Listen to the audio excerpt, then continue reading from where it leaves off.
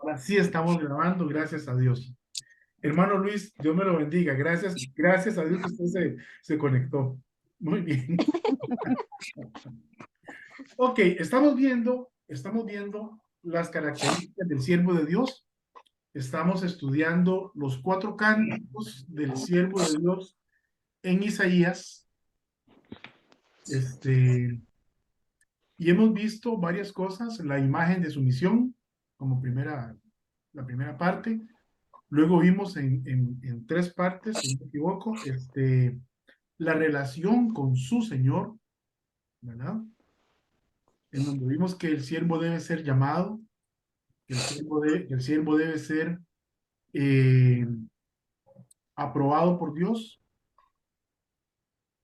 ¿verdad? Y déjenme repasar mis notas por acá.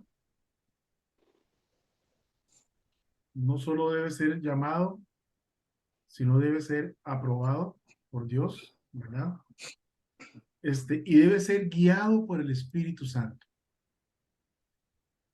Hoy vamos a entrar ya en otra área que es las características de su ministerio. Y vamos a ver 3 cosas. Hoy vamos a ver la primera, ¿verdad? Vamos a ver la primera. Y es que no grita.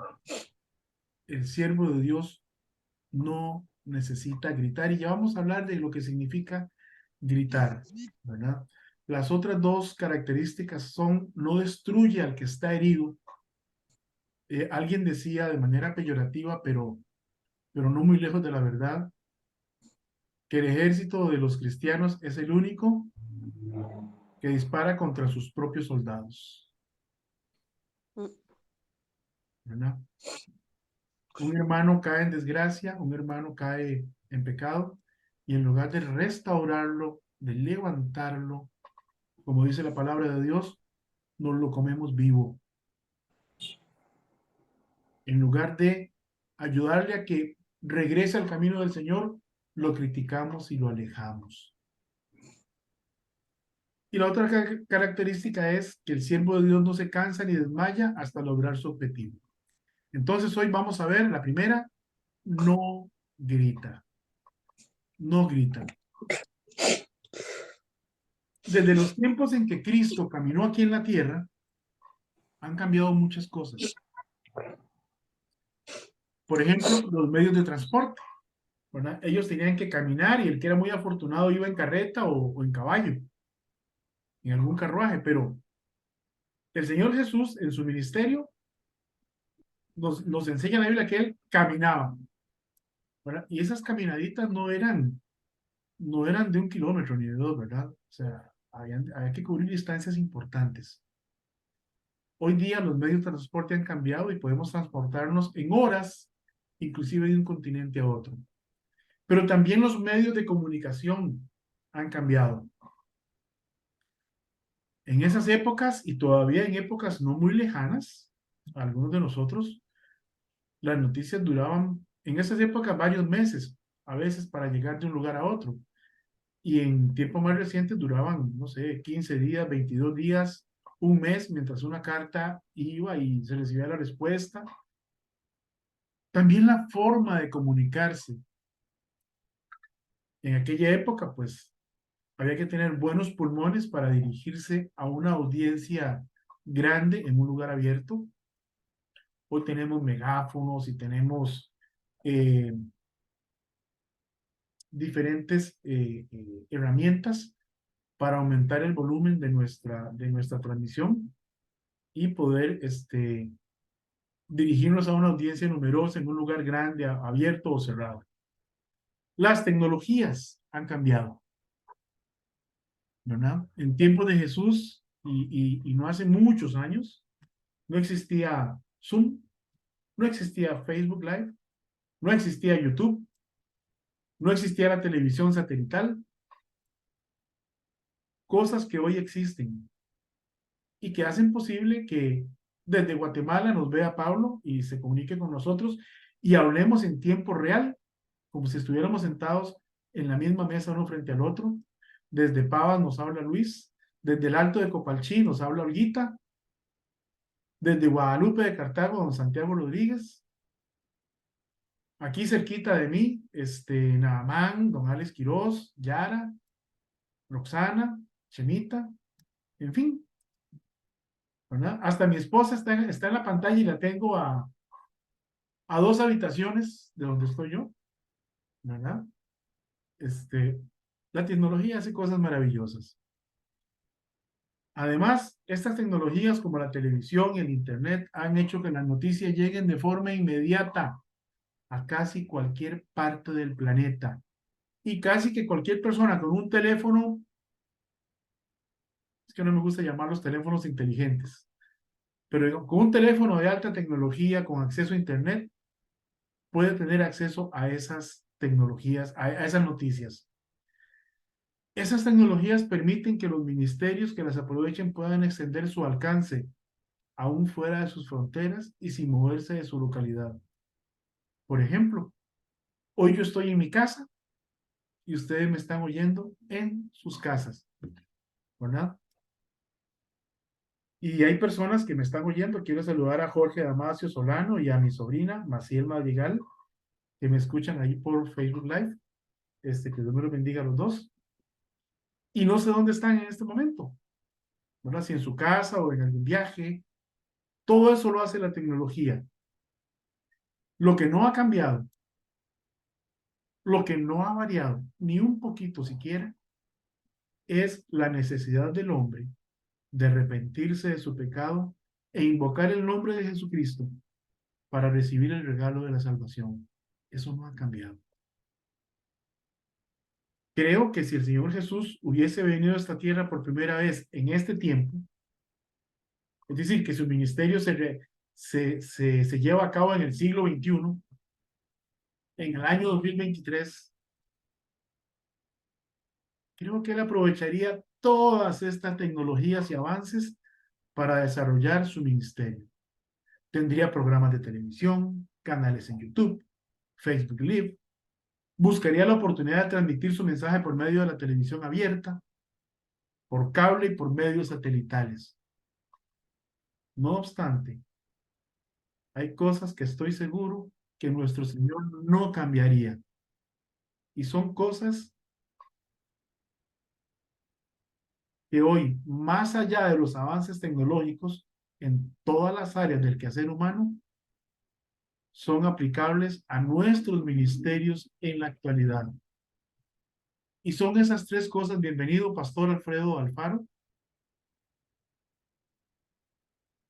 padre de nuestro hermano Pablo. Que Dios me lo bendiga. Estoy seguro que Cristo aplicaría estas cosas hoy día a pesar de las tecnologías y a pesar de lo que querramos decir de nuestra modernidad. Y la primera de esas cosas es: el siervo de Dios no grita, no trata mal a sus discípulos, a sus ovejas, a sus consiervos. Si revisamos lo que los evangelios nos cuentan de Jesús durante su ministerio, nunca lo encontramos gritando. En alguna ocasión alzó su voz, por ejemplo, para decir: Padre, en tus manos encomiendo mi espíritu. Lucas 23:46. También dijo: Dios mío, a gran voz, ¿por qué me has desamparado? Marcos 15:34. Cuando estaba entregando su vida en lugar nuestro. Pero debemos aclarar que no es lo mismo alzar la voz que gritar. Otro ejemplo está en Juan 7:37. En el último gran día de la fiesta, Jesús se puso en pie y alzó la voz diciendo: si alguno tiene sed, venga a mí y beba. Bien, había una fiesta, había mucha gente y él necesitaba que su voz se oyera hasta donde estaban las últimas personas. Así que levantó su voz a un volumen suficiente para que las personas pudieran escucharle. No había megáfonos, no había tecnologías de sonido. Entonces, tenía que alzar su voz, pero esto no implica gritar realmente. Como logrando ser escuchado, porque había mucha gente y su voz debía llegar a cada uno, pero no como imponiendo su autoridad. Hay personas que gritan para imponerse a los demás, para dejar callados a todos los que se le oponen, a todos los que no están de acuerdo con él, o para que no haya nadie que tenga la osadía de contradecirles. La autoridad de Jesús no residía en el tono de su voz, sino en su persona y en sus palabras respaldadas por sus actos. En eso residía la autoridad de Cristo. Una referencia importante de esto está en Mateo 7, 28 al 29, que nos dice: y cuando terminó Jesús estas palabras, la gente se admiraba de su doctrina, porque les enseñaba como quien tiene autoridad y no como los escribas. ¿Por qué reconocían esa autoridad de Jesús? Porque su vida respaldaba su predicación. ¿Será que mi vida respalda lo que predico, lo que enseño? ¿Será que mi vida respalda lo que dice el Señor? ¿Verdad que muchas veces fallamos? ¿Verdad que muchas veces le alzamos la voz ya de mala manera a personas que amamos? Porque no logramos controlarnos, porque perdimos nuestro norte y lastimamos a personas que amamos. Me ha pasado, y no pocas veces. Y le pido al Señor que no me vuelva a pasar.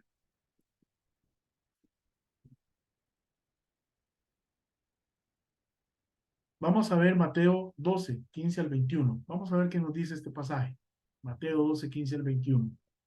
Sabiendo Jesús, sabiendo esto Jesús, o sea que hay algo antes de esto, ¿verdad? Sabiendo esto Jesús, que lo querían matar, se apartó de allí y le siguió mucha gente y sanaba a todos.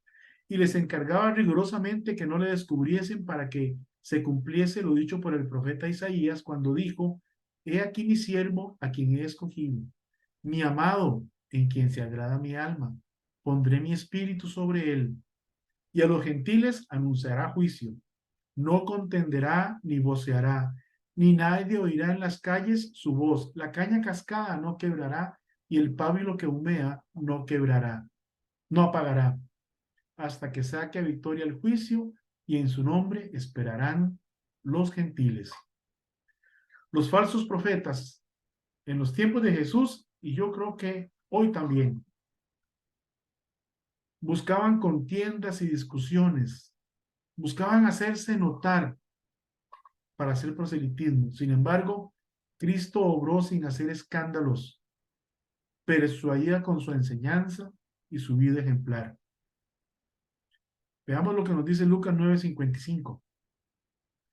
Cuando se cumplió el tiempo en el que había de ser recibido arriba, afirmó su rostro para ir a Jerusalén y envió mensajeros delante de él, los cuales fueron y entraron en una aldea de los samaritanos para hacerle preparativos. Mas no le recibieron, porque su aspecto era como de ir a Jerusalén. Viendo esto, sus discípulos, Jacobo y Juan, dijeron: Señor, ¿quieres que mandemos que descienda fuego del cielo, como hizo Elías, y los consuma? Entonces, volviéndose él, los reprendió diciendo: vosotros no sabéis de qué espíritu sois, porque el Hijo del Hombre no ha venido para perder las almas de los hombres, sino para salvarlas. Y se fueron a otra aldea. Sabemos que Cristo podía hacer que cayera fuego del cielo. ¿Verdad que podía? Pero su amor y su carisma no le permitían actuar con violencia, ni siquiera en contra de los que se oponían o buscaban dañarlo. La única vez que Cristo, por decirlo de alguna manera, se puso violento fue esa ocasión en la que sacó a latigazos a los mercaderes del templo, ¿verdad? Que estaban profanando el templo del Señor. Y es la única vez, y era una ira justificada. Estaban mancillando el templo de Dios, estaban convirtiendo aquello en un mercado. Y me imagino que aprovechándose de la ignorancia de las personas también. Entonces, es importante analizar este verbo, gritar, gritar. Y hemos dicho que alzar la voz de cierta manera como que ahorita mi micrófono estuviera fallando y yo necesitara hablar más fuerte para que ustedes me oigan, alcé mi voz, ¿verdad? Pero eso no es gritar. O también vamos a decir que está Luis a 100 metros de distancia y yo necesito, Luis. Sí, le pegué un grito, pero para llamar su atención a la distancia, pero no le voy a hablar en ese mismo tono teniéndolo cara a cara. Entonces analicemos qué quiere decir este verbo gritar. En Isaías 42:2 nos dice, no gritará, ni alzará su voz, ni la hará oír en las calles. Qué interesante, ¿verdad? El verbo que se utiliza acá en hebreo es sak, sak. En otro libro vi que se usaba, se traducía como, o se leía como se haga. Pero yo lo que encontré en mis notas fue sak. Este verbo significa dar un grito desgarrador, ya de ese que te deja afónico.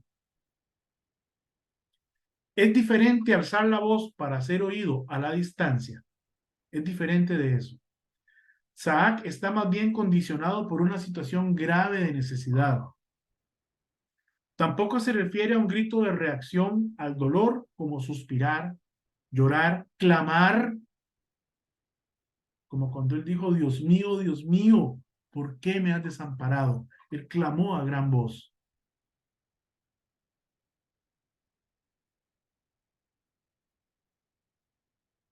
Se distingue de eso, clamar, que es una simple reacción ante el dolor que se sufre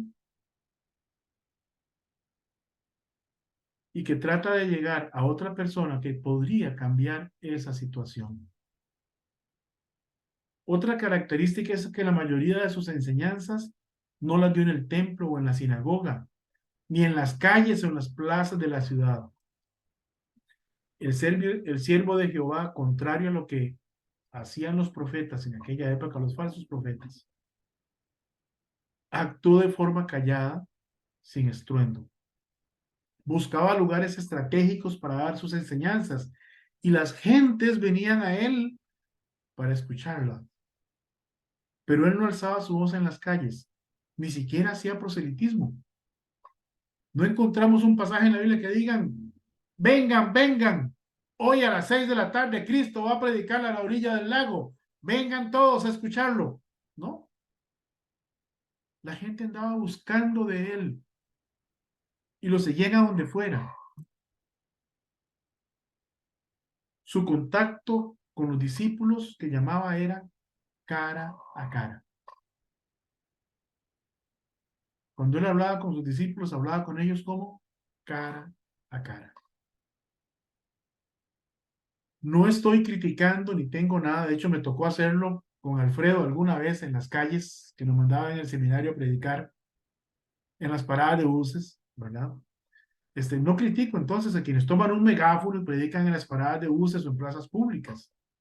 Creo que podemos salir a testificar de Cristo, pero ¿cuál es la forma de hacerlo según el ejemplo de Cristo en el desarrollo de su ministerio?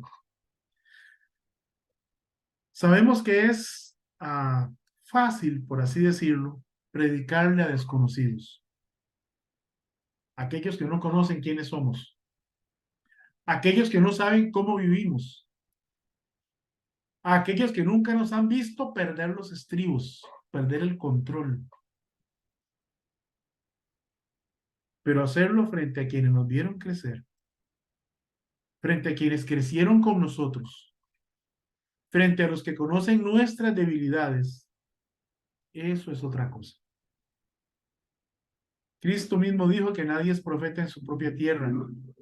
Pero esto lo dijo delante de los que lo conocían desde pequeño por la propia incredulidad de ellos. Pueden ver la historia En Lucas 4:16 al 30. No lo vamos a leer acá por razones de tiempo, pero pueden ver esta historia de Jesús cuando les dice a ellos que nadie es profeta en su tierra y les cuenta varias cosas. ¿Y sabe qué hicieron? Lo llevaron a lo alto de un monte para despeñarlo, para arrojarlo desde ahí. Pero él dice la Biblia que pasó en medio de ellos y se fue, se les escapó. Pero pasó en medio de ellos. No pudieron hacer nada contra él. En su vida y en su ministerio, Jesús mostró de forma tangible lo que se describe como el fruto del Espíritu Santo. ¿Dónde lo encontramos? Gálatas 5, 22 y 23. Mas el fruto del Espíritu es amor, gozo, paz, paciencia, benignidad, bondad, fe, mansedumbre, templanza. Contra tales cosas no hay ley. Y si bien este pasaje eh, da para más de un profundo estudio de la palabra de Dios, solo lo vamos a abordar brevemente aquí. Estas características: gozo, paz, paciencia, benignidad, bondad, fe, mansedumbre, templanza. Vean que no mencioné el amor primero. Creo personalmente que no es posible tener las otras características si no se tiene la primera: amor. Ese amor que se menciona ahí es ágape, es el amor que viene de Dios, es el amor desinteresado y sin egoísmo, que no busca nada para sí, que todo lo perdona, que todo lo sufre, que todo lo espera, que todo lo soporta. Es ese amor con el que fue Cristo a la cruz, en lugar suyo y en lugar mío. Sin ese amor, posiblemente usted no va a tener ninguna de las otras características. Puede tener cosas parecidas, felicidad en lugar de gozo, pero la felicidad está sujeta a cosas externas y temporales. Se acaba, me trajeron un queque de cumpleaños delicioso, me causó felicidad. Se acabó el queque, todo sigue su curso. Se acaba esa felicidad. Me encontré 100,000 colones, me encontré $200. ¡Qué felicidad! Se gastaron. Regreso a mi estado anterior. Mientras que el gozo es algo permanente. El gozo es regocijo, del griego jará, que significa alegría. Es un deleite en calma. Es algo que viene del interior y que no es afectado por causas externas ni pasajeras. Ese es el gozo. Paz, de la palabra griega eirene. Esta paz, al igual que el gozo, es una paz que viene de Dios. Recordemos que en cuanto a la paz tenemos la paz con Dios, que es cuando el pecador se arrepiente y viene a Cristo, lo recibe como su salvador personal, se reconcilia con Dios. La paz con Dios. Pero la paz de Dios, esa que sobrepasa todo entendimiento, esa que nos ayuda a mantener la calma y la tranquilidad aún en medio de las circunstancias más terribles y estremecedoras, es una característica del fruto del Espíritu Santo.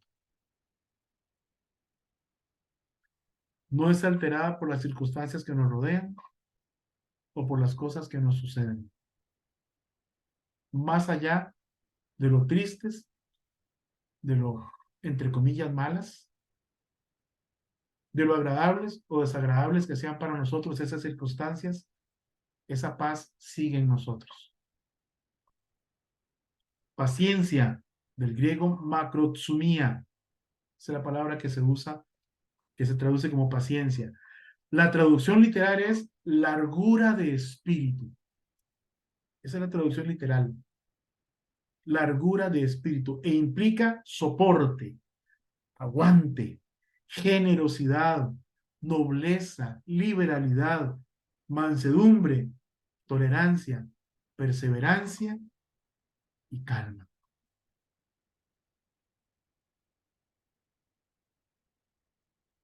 Luego está Benignidad, que en algunas veces se traduce, en algunas versiones se traduce como amabilidad.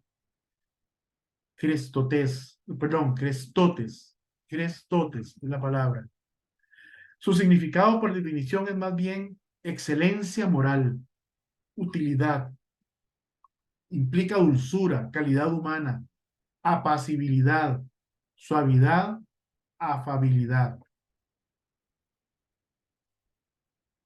Luego tenemos bondad. En griego es agatsosune. Agatsosune. Significa virtud o beneficencia. Implica benevolencia, magnanimidad, indulgencia, honradez, integridad, rectitud. Luego la palabra fe o pistis. Pistis. Confianza. Específicamente en Cristo para la salvación. Implica fidelidad, gracia, credibilidad, convicción. Es importante saber que esta palabra se deriva de peitzo, que se traduce como obedecer, convencer por otro medio legítimo y descansar por la certeza que se tiene de algo. Eso es fe. Y Hebreos lo define claramente, ¿verdad? Es pues la fe, la certeza de lo que se espera, la convicción de lo que no se ve. Es creer que Dios ya hizo aquello que nos ha prometido, aunque no lo estemos viendo.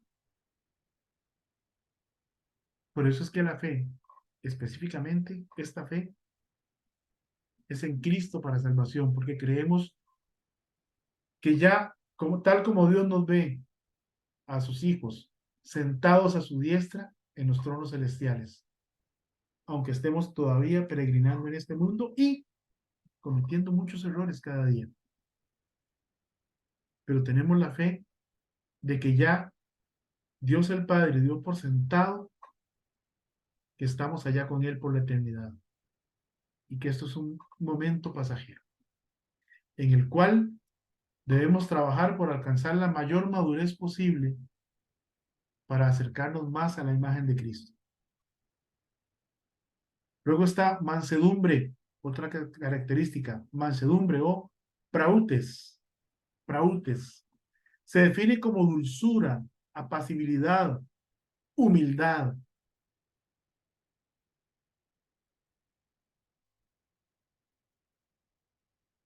Una persona que no es mansa no se somete a la voluntad de Dios. Una persona sin mansedumbre no quiere obedecer a Dios. No puede someterse a su voluntad. Es soberbia y quiere hacer su propia voluntad. No se somete a la autoridad impuesta por Dios. Y finalmente tenemos templanza. Encrateia es la palabra, encrateia. Se traduce como autodominio o dominio propio. Y se deriva de una palabra que es encrates, que quiere decir dueño de sí mismo. En otras palabras, y esto es, vamos a ver, es como una palabra, es una cosa interesante. Yo no soy dueño de mí mismo, no me pertenezco, le pertenezco a Cristo. Pero si yo dejo que el Espíritu Santo controle mi vida, si yo entiendo que le pertenezco a Él y que Él es el que debe controlar mis pensamientos, mis acciones, mis sentimientos, y someto a Él todo mi ser, entonces voy a tener templanza, dominio propio, porque ya no serán mis impulsos los que actúen, sino los impulsos del Espíritu Santo, que lo que van a hacer es, como nos decían a nosotros en la escuela dominical, lo que haría Cristo. Solo así podemos actuar como actuaría Cristo, dejándole el control a Él. Aunque a veces no nos guste, aunque a veces no entendamos y aunque a veces no estemos de acuerdo con lo que está pasando y con lo que la palabra de Dios nos propone que hagamos. Y todo esto lo hizo Cristo. Ese fue su comportamiento. Recuerde que él no estimó el ser igual a Dios como cosa que aferrarse, sino que se humilló a sí mismo tomando forma de siervo, forma de esclavo, forma de hombre. Y estando en la condición de hombre, hombre de carne y hueso como usted y yo, obedeció hasta la muerte y muerte de cruz.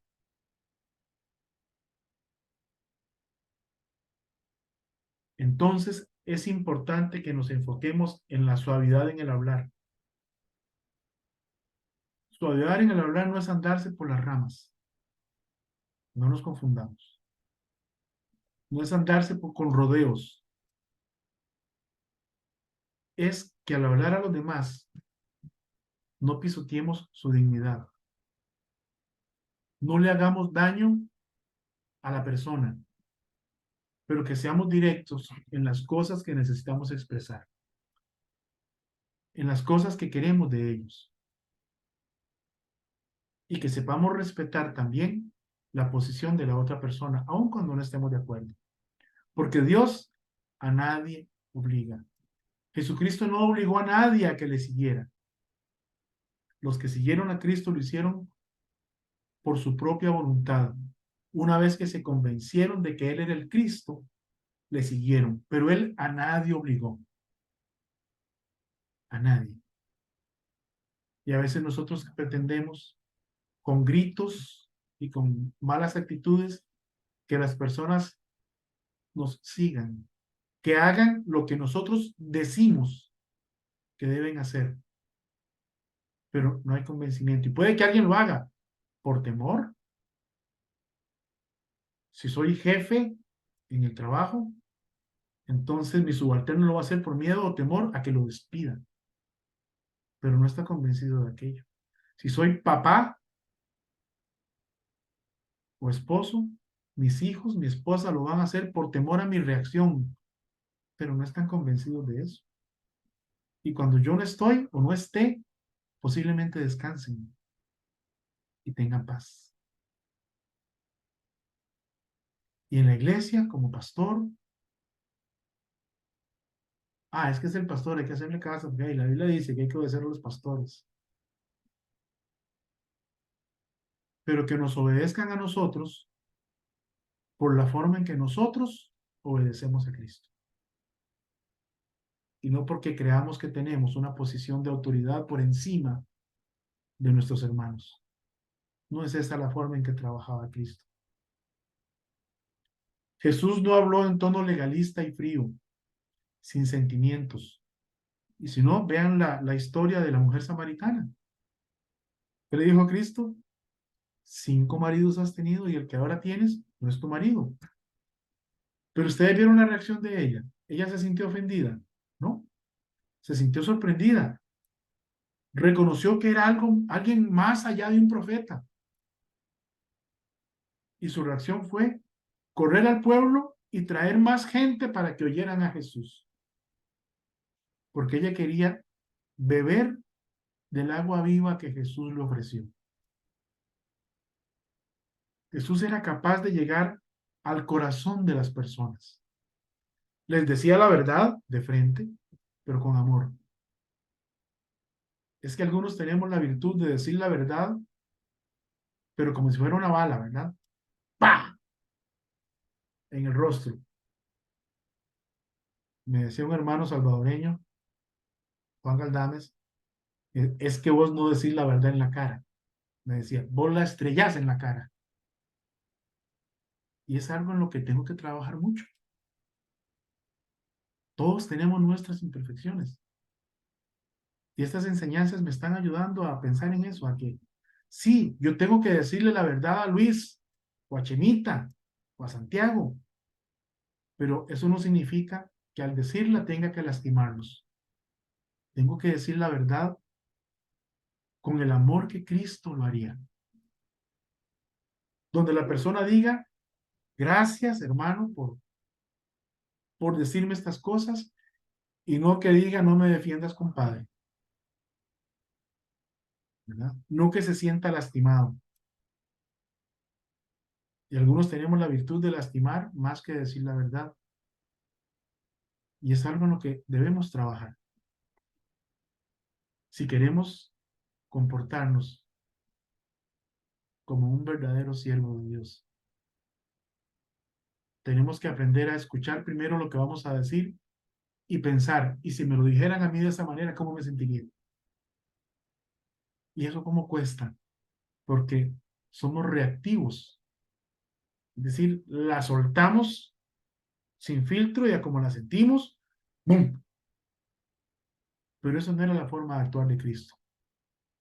Y esa no debe ser la forma de actuar de un verdadero siervo de Dios.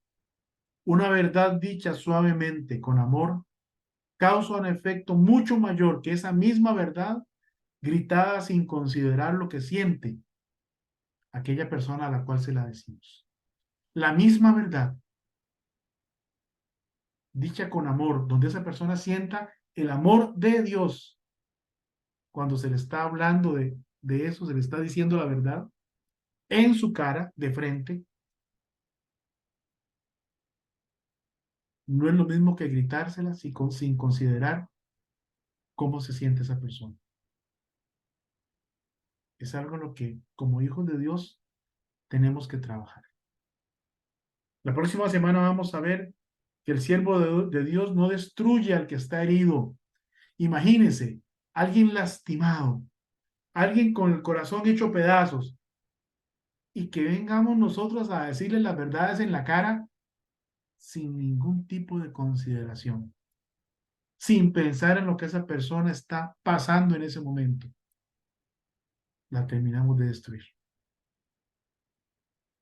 El siervo de Dios no destruye al que está herido. La próxima semana. Que Dios lo bendiga, mis hermanos. Voy a terminar aquí la transmisión por Facebook Live. Un segundito. Y vamos a terminar aquí la grabación.